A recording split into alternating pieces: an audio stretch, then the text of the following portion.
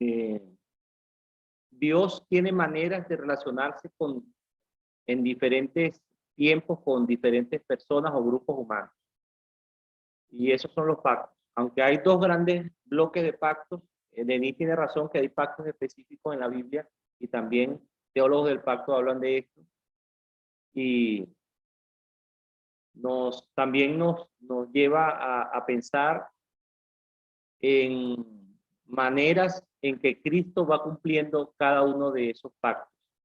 Recordemos Hebreos, por ejemplo, que habla específicamente del nuevo pacto, de un pacto superior al antiguo pacto.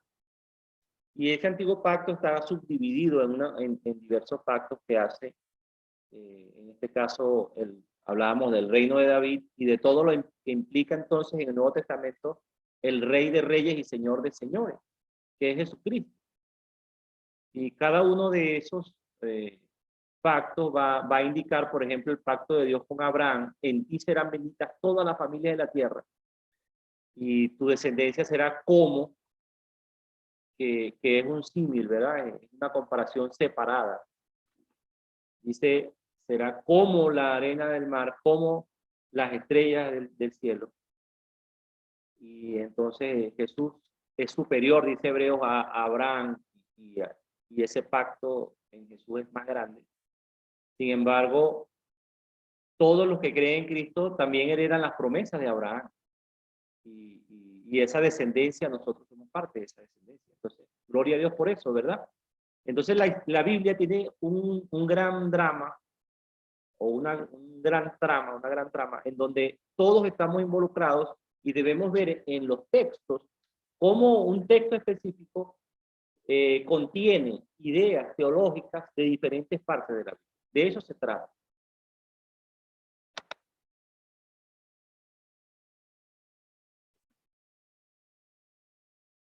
Ahora, ¿quién me puede hablar del modelo epigenético?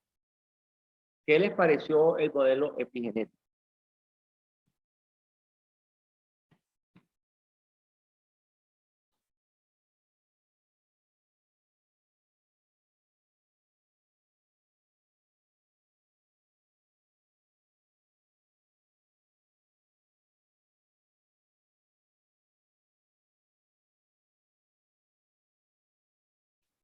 Hermano Rafael, ¿qué le pareció o qué le parece el modelo epigenético?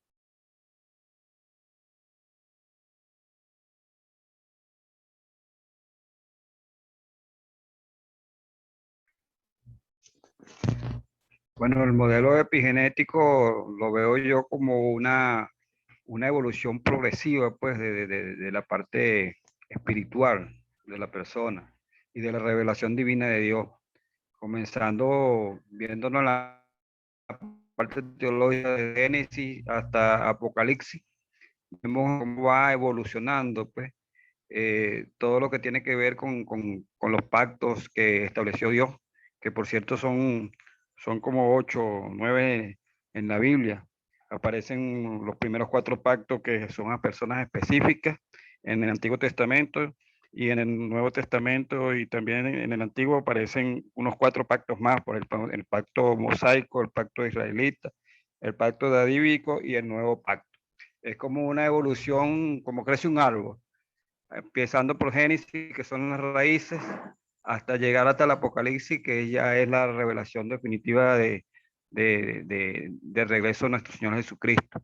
Lo veo como una evolución y se ve como, de cierto modo, una dispensación teológica, y está incluyendo inclusive los pactos a través de la historia, a través de los contextos históricos, a través de lo que hemos estudiado en la parte de la hermenéutica, pues.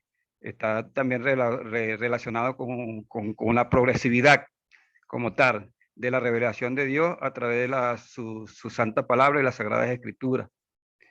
Y bueno, así se ve como en el Nuevo Testamento, como nosotros somos los pámpanos, pues, y la vid es nuestro Señor Jesucristo, pues. Así también se ve como una parte, ese modelo epigenético. Lo veo yo desde ese punto de vista.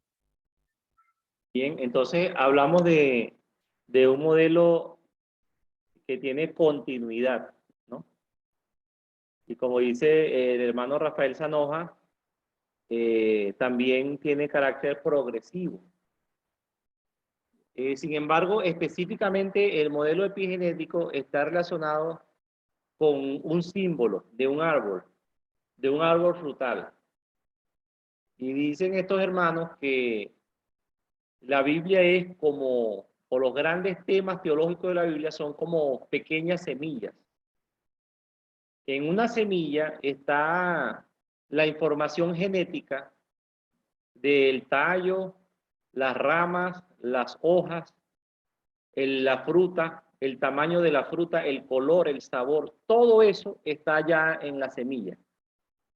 De tal manera que cuando cae una semilla en la tierra, en este caso, por ejemplo, algunos conceptos iniciales de Génesis capítulo 1, 2, ya allí está contenido muchas cosas que se van a ir desarrollando y van a ir creciendo de manera conjunta y a veces independiente, pero siempre relacionado a esas pequeñas semillas que se colocaron y que tienen una carga de información teológica que va desarrollándose a lo largo de toda la Biblia y que al final, como bien dice mi hermano Rafael, vamos a tener como resultado esa revelación progresiva que va creciendo y al final vemos frutos como por ejemplo grandes temas como el amor o la gracia o el juicio o el poder de Dios, etcétera, etcétera, etcétera. Pero todo comenzó con pequeñas semillas. Es bien interesante este modelo porque nos ayuda a entender que Dios no hace las cosas incompletas, que al principio, cuando Él empezó a hablar en Génesis, en los 5 primeros libros de la ley, etcétera, ya allí estaba contenido muchas cosas que posteriormente se fueron desarrollando y que realmente son la misma cosa, no son cosas distintas. Y algo muy importante cuando hablamos del análisis teológico es la naturaleza de Dios inmutable, Dios no cambia. Aunque hay distintos momentos, ¿verdad? Pero Dios sigue siendo el mismo. Y ya desde el principio se nota cómo Él va revelándose aún en las cosas más pequeñas que se van desarrollando posteriormente. Entonces vemos siempre una disputa entre teólogos de una u otra facción, y eso lo vemos también en temas, por ejemplo, como la salvación. Hay hermanos que por un tiempo pelearon y todavía siguen peleando, que si la salvación se pierde o no se pierde. Y bueno, dependiendo del punto de vista que se vea, van a durar peleando hasta que venga el Señor. Y el Señor le va a decir, bueno, ¿por qué no se complementan sus ideas teológicas? Y bueno, sí, la salvación no se pierde, pero el que cree en Cristo tiene a Jesús como Señor y da fruto porque el Señor dice, por sus frutos los conoceréis. Y el que cree en Cristo obedece al Padre. Entonces, no es cuidar la salvación, pero sí entender de que Dios nos exige obediencia a su palabra. Bueno, pero así cada cosa podemos verla entrelazada en vez de verla disociada o que son dos grandes polos que están en oposición. Muchas veces más bien lo que hace es complementarse.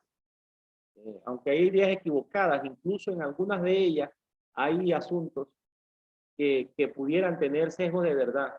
Pero mientras más cegados estamos teológicamente con una posición, es como que si estamos en un partido político.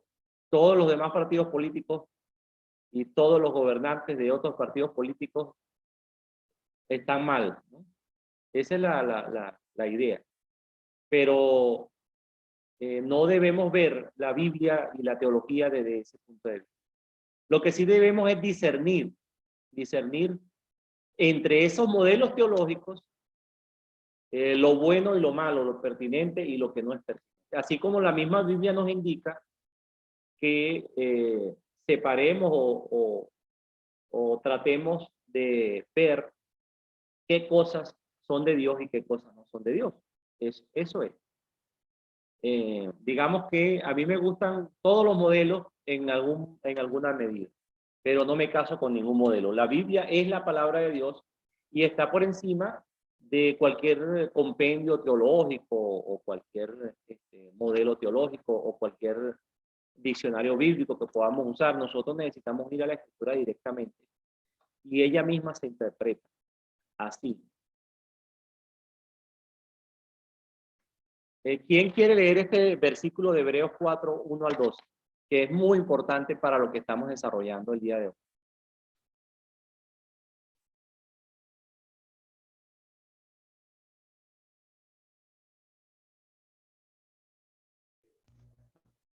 Vamos a ver, hermana Denise, ¿nos ayudas a leer este Hebreos texto? 4, Ah, perdón, Rafael, adelante. Hebreos 4, 1, 2. Temamos, pues, no sea que permaneciendo aún la promesa de entrar en su reposo, alguno de vosotros parezca no haberlo alcanzado, porque también a vosotros se nos ha anunciado la buena nueva como a ellos. Pero no les aprovechó el oír la palabra, por no oír acompañada de fe en los que la oyeron. Vamos a hacer un poquito de análisis léxico-sintáctico con la palabra ellos. ¿A quién se refiere esa palabra allí en Hebreos 4? Dice, porque también a vosotros o a ustedes, en este caso los hebreos, se nos ha anunciado la buena nueva, se les ha anunciado la buena nueva, como a ellos. Está hablando definitivamente del Antiguo Testamento, de la ley De Israel. de Israel, exactamente. Y, Ah, pero nos está metiendo en un paquete aquí el escritor de Hebreos, porque dice que tenemos que tener temor. ¿Qué piensan ustedes? ¿Será temor de reverencia o temor de tener miedo? ¿Qué tal?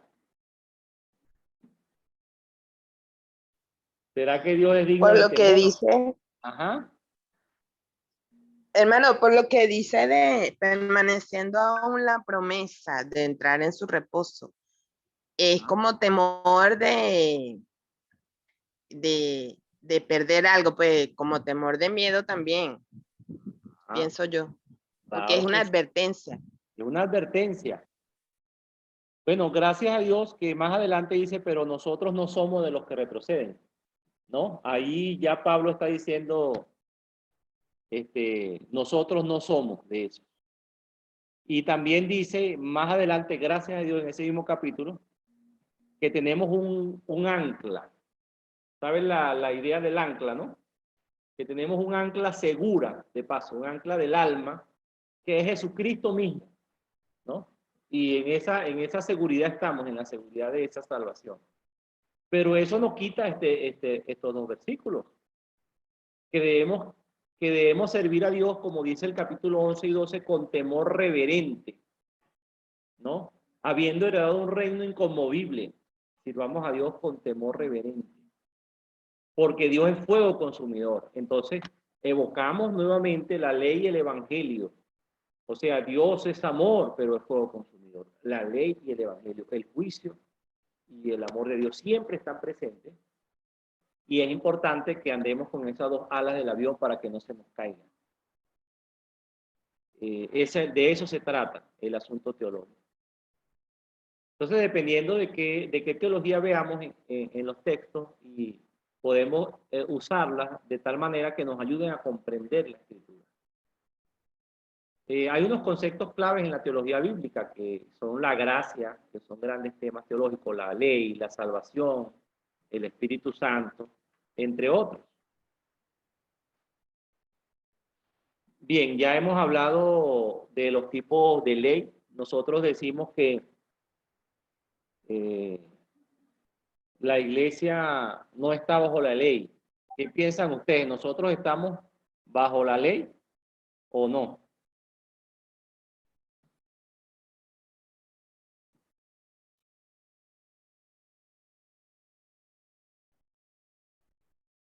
¿Estamos bajo la ley o estamos bajo Estamos, la gracia? ¿Cómo es? Estamos bajo la gracia, pero conocemos las transgresiones que la ley estipula, porque el Señor dio la ley para que fuese conocido el pecado, pues lo que no se debe hacer. Bien. Entonces tenemos que definitivamente, y alabado sea Cristo, que estamos bajo la gracia. Porque si no estuviésemos bajo la gracia, nadie fuera salvo. Dice la Biblia que si uno incumple un poquito la ley, en una pequeña parte, ya incumplió toda la ley. Nadie puede cumplir toda la ley.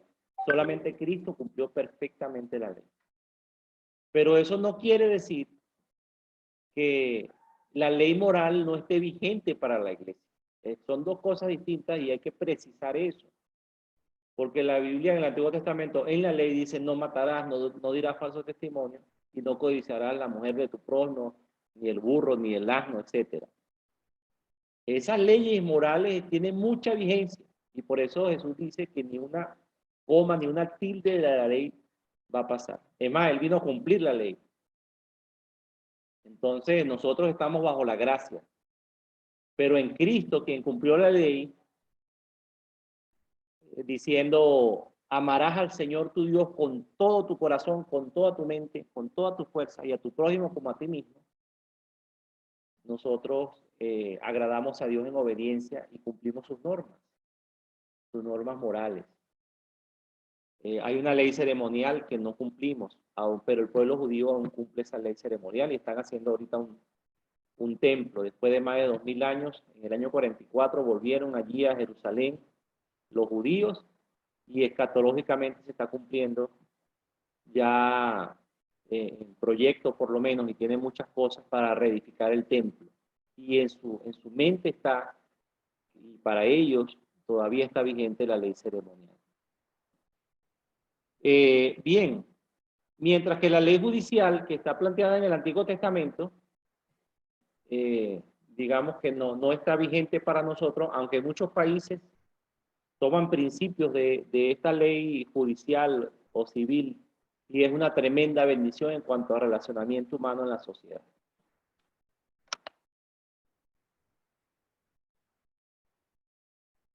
Entonces, hermanos, vamos a pasar un momentico a lo que tiene que ver con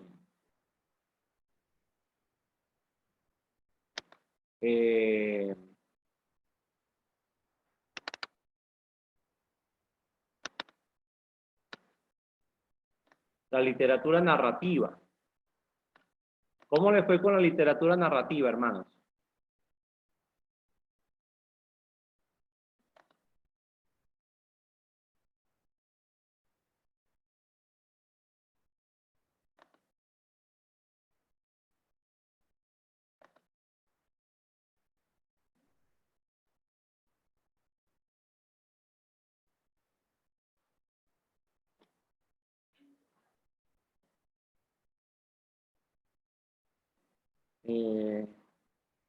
Hermano Rafael, ¿puede leer esta lámina, por favor?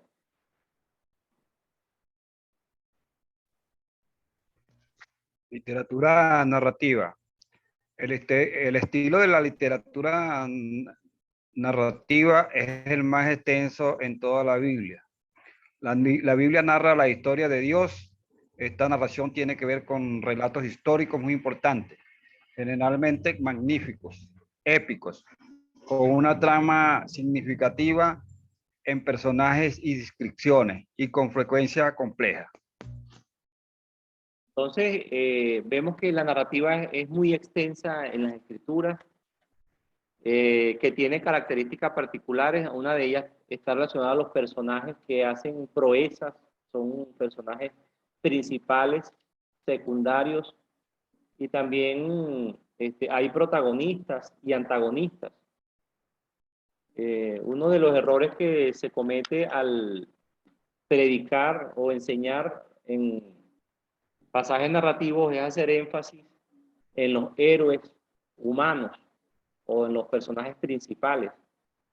Pero afirmamos que, como principio para estudiar la literatura narrativa, que Dios es el personaje principalísimo o el héroe, el gran héroe de toda historia bíblica o de toda narrativa bíblica. Y que, por ejemplo, cuando analizamos el Antiguo Testamento, podemos deducir una enseñanza central tal como el Dios celoso exige obediencia a su palabra. O Dios exige integridad. Cuando hablamos, por ejemplo, de el rey Ezequías, ¿verdad? Cuando lo dejaron 15 años más de vida, entonces metió las de caminar, como dice, y se envaneció su corazón y dejó entrar a los babilonios para ver los grandes tesoros. Y dice que Dios hizo estas cosas para probarlo y lo dejó solo para probarlo, para ver qué había en su corazón. Ahí habla de la integridad, pero Dios exige integridad. Entonces, Ezequías es un gran personaje, fue un gran personaje, pero no es el personaje principalísimo. Dios es quien debe estar predominando en nuestro mensaje cuando hablamos de narrativa. Igualmente, la otra enseñanza central la estoy tomando del pasaje de Elías y la viuda de Sarepta, ¿verdad? Y así, por más importante que sea la actuación, por ejemplo, de Moisés o de Abraham o de David o de cualquier personaje bíblico, tenemos que resaltar la obra de Dios a través de esos hombres y cómo Dios comunica su mensaje. De eso se trata un principio importante de la literatura narrativa. Otro asunto interesante son las notas de los autores en los textos narrativos. Son como notas al pie de página, que son una especie de paréntesis que usan los autores y que nos dan luces respecto al propósito por el cual ellos están escribiendo, o nos dicen, o nos aclaran algunos aspectos históricos, o nos dan pistas de algunas situaciones que se estaban viviendo, para que entendamos el contexto de lo que están hablando. Por ejemplo, en Juan 20, 30, 31, hay una declaración en donde primero nos dice que la narrativa no involucra todas las cosas que se hicieron, ¿no? Sino que hay una selección de eventos que intencionalmente el autor seleccionó para poder enseñarnos algo. En este caso, lo dice clarito Juan 20:31. Hizo además Jesús muchas otras señales en presencia de sus discípulos, las cuales no están escritas en este libro. O sea, él seleccionó algunas de esas señales. Pero estas se han escrito para que creáis que Jesús es el Cristo. Ese es el propósito por el cual él ubica y escribe esas señales.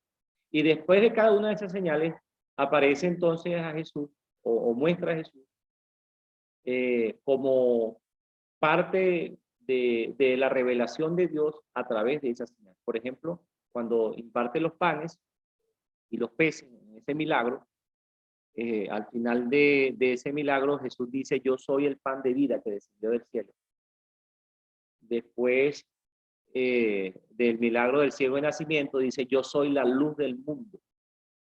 Y después de la resurrección de Lázaro, que fíjense que también es interesante que el autor lo hace de manera progresiva, esas señales en Juan, en este caso en el Evangelio de Juan. Después de la resurrección de Lázaro, entonces dice: yo soy la resurrección y la vida. ¿Cierto? El que cree en mí, aunque esté muerto, vivirá. Entonces el propósito nos lo está diciendo el mismo autor con una nota.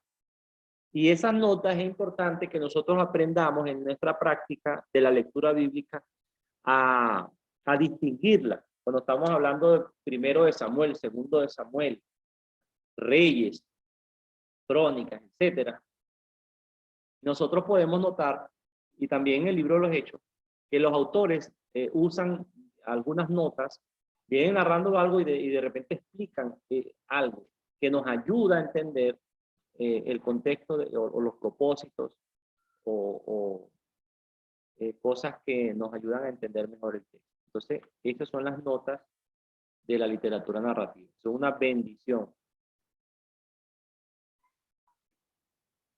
Decimos que cuando hay en una literatura narrativa hay un discurso muy grande según algunos autores como Roberto Hanna y Custodio López, dicen que debe ser tratado con el método de argumentación, porque es un discurso y es una especie de monólogo, no es narrativo, aunque está dentro de la literatura narrativa.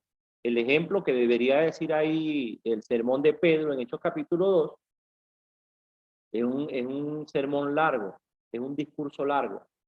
Y dicen ellos que debe ser usado el método de interpretación discursivo o de argumentación de las epístolas. Y igual en la defensa de Esteban, que es extensa, ¿verdad? Esa predicación de Esteban también es un discurso, aunque está dentro de una narrativa, y debe ser tratado de esa manera. Entonces, el propósito de la narrativa es mostrar a Dios en acción con su creación y con su pueblo, glorificar a Dios. Dios es el gran protagonista. Tenemos también los textos donde tenemos a porciones de narrativa. Por ejemplo, aunque se dice que los 5 primeros libros son los libros de la ley, en Génesis tenemos una gran cantidad de narrativa bíblica, ¿verdad? Entonces, asimismo, en algunos libros de los profetas, también vemos grandes extensiones de narración. Entonces, en el Nuevo Testamento tenemos los 4 evangelios y casi todo el libro de los Hechos.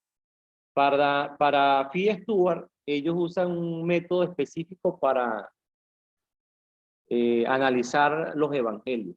Y ustedes tienen la oportunidad, porque ahí les dejamos el libro, que ya seguramente han descargado y lo tienen en su computadora. En uno de los capítulos ellos especifican cómo debería tratarse entonces los evangelios, incluso la literatura apocalíptica, que la manejan aparte. Los niveles de las narraciones bíblicas vamos a dejarlo para cuando veamos en el módulo de teología y vamos a profundizar en eso. Y luego me interesa en los principios de interpretación narrativa o los principios de interpretación en la narrativa bíblica. Y específicamente me gustaría resaltar algo que ya veníamos hablando respecto a lo descriptivo y a lo prescriptivo en argumentación. ¿Recuerdan algo de esto? ¿Qué significa que algo sea descriptivo o prescriptivo?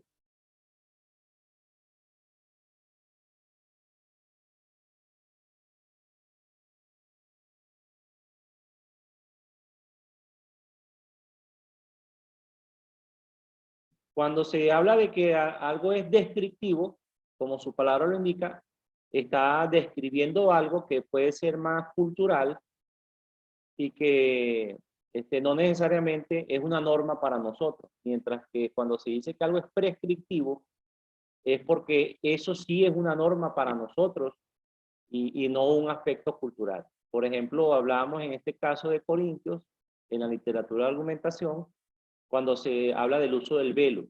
Se nota que en otros pasajes del Nuevo Testamento no se habla acerca del uso del velo y entendemos que se refiere al cuidado en cuanto a las mujeres que hacían prostitución sagrada para que hubiese una distinción entre la santidad de las mujeres cristianas y las mujeres que se dedicaban al culto a Afrodita.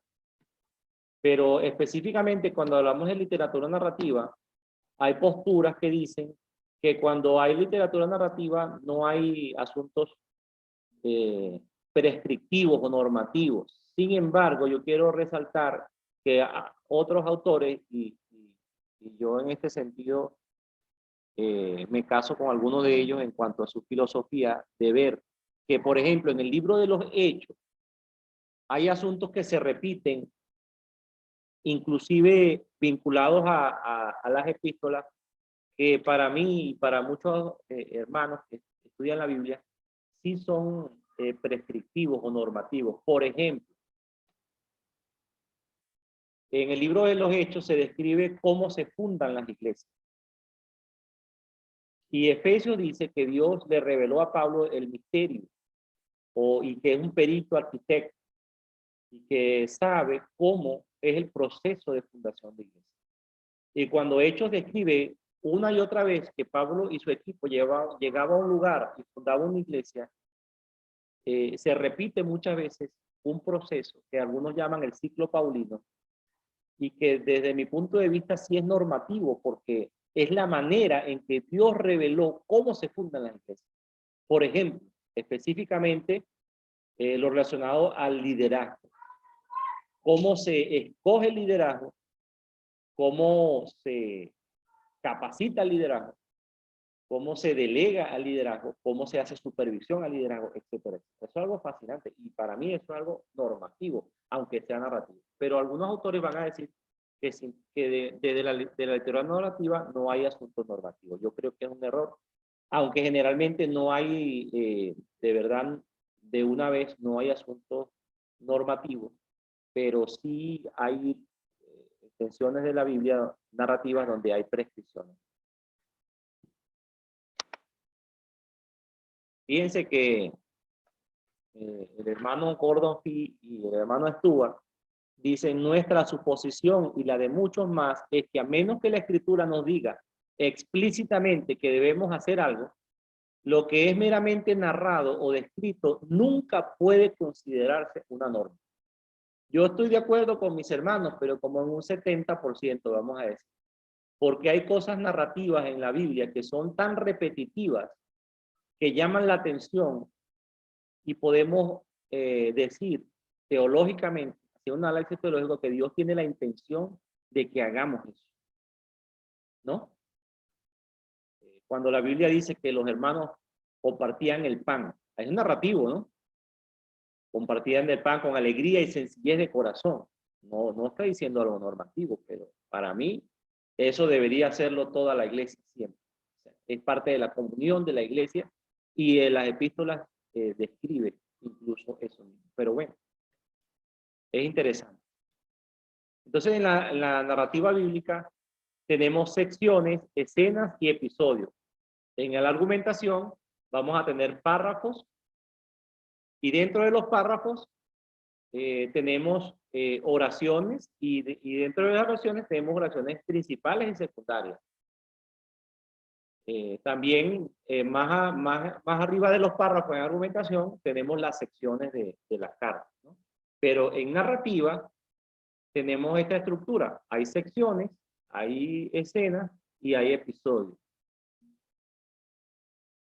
Decimos que el episodio es la unidad básica de la literatura narrativa, así como la oración es la unidad básica de la literatura de argumentación. ¿Y cuál es la diferencia entre uno y otro? El episodio es el relato de un incidente que está entrelazado con otro. Y ahí está la distinción específica. Trata el mismo tema, menciona los mismos personajes y hace alusión a un mismo hecho.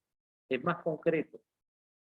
Pero la escena es un conjunto de episodios que ocurren en un mismo sitio o mientras los personajes realizan un recorrido por varios lugares.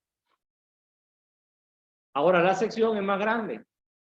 Es el conjunto de escenas que incluyen eventos que ocurren en distintos tiempos y lugares y se distinguen por la idea central que quiere comunicar el autor mediante relatos de toda la narrativa. Lo podemos ver, por ejemplo, en Lucas. Cuando el autor quiere iniciar un episodio, tiene que ver con un lugar y con un grupo de personas. Por ejemplo, en Lucas 8:1 dice: aconteció después que Jesús iba, ¿verdad? Allí entonces por todas las ciudades y aldeas predicando y anunciando el evangelio del reino, y los 12 iban con él, ¿cierto? Termina ese episodio en el versículo 39 y en 8:40, entonces dice: cuando volvió Jesús, ¿ves? Cuando volvió Jesús, entonces está hablando de un asunto geográfico, un desplazamiento de un sitio a otro. Cuando volvió Jesús, le recibió la multitud con gozo porque todos le esperaban y empieza otro. Hay cambio de personajes cambio de lugar. El contexto histórico lo hemos visto bastante en la literatura de argumentación y básicamente tiene los mismos aspectos, igual que el contexto textual. La única diferencia aquí, digamos, fundamental tiene que ver con los personajes principales y secundarios, de los cuales ya hemos hablado un poco. Y es importante aquí ver cuáles actitudes, valores, la personalidad, inclusive las emociones que se describen acerca de los personajes. A veces no tomamos en cuenta en hermenéutica las emociones, pero son muy importantes. Cómo se sentía David cuando pecó, por ejemplo, o cómo se sentía cuando ganaba una batalla. Y también habla, por ejemplo, en muchas partes de la Biblia, cómo se siente Dios. Los sentimientos son importantes en la hermenéutica y tienen que ver con el arrepentimiento, tienen que ver con el pecado, con lo que se siente acerca del pecado, etc. Pero también hay actitudes y valores importantes que tenemos que destacar en los personajes. ¿Y qué espera Dios? ¿Qué cambios conductuales o de transformación espera Dios, que es el gran personaje o el gran, digamos, protagonista de la historia? ¿Qué espera Dios que se cambie? ¿Cómo interviene Dios en esa historia? Entonces, estamos terminando ya esta última clase, hermanos, y tenemos que hacerles preguntas al texto. Pero esas preguntas son respondidas con la ayuda del Espíritu Santo. Y necesitamos depender de Dios, no hay otra. El texto es palabra viva y eficaz. Pero Dios espera que lo obedezcamos primero para que la podamos enseñar. Y no solamente enseñar, sino enseñar a obedecer. Se trata de ser modelos de vida. Que Dios nos ayude, nos bendiga. Entonces, en este tiempo. Y tenemos entonces hasta el martes para hacer las exposiciones y ahí conversamos. Dios mediante nuevamente. Que el Señor les bendiga mucho, mis hermanos. Amén, hermano. Igual Dios les bendiga.